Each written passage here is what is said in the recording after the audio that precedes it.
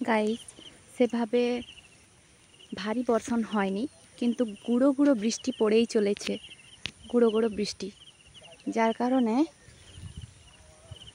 আপনারা দেখতেই পাচ্ছেন এতদিন গ্রীষ্মের দাবদাহের পর এখন বৃষ্টির দেখা মিলল।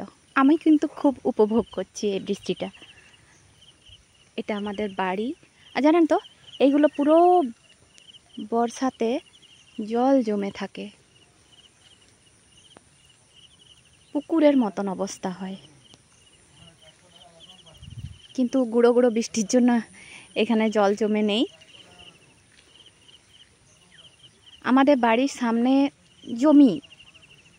জমির পর জমি রয়েছে, দেখতে খুব সুন্দর লাগছে পরিবেশটা,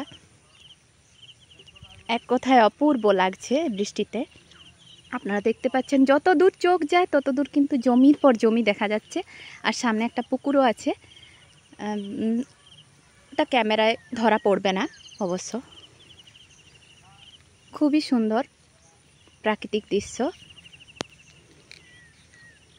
আমরা বাড়ির দরজা খুললেই দেখতে পাই বাইরের চারপাশের সৌন্দর্য।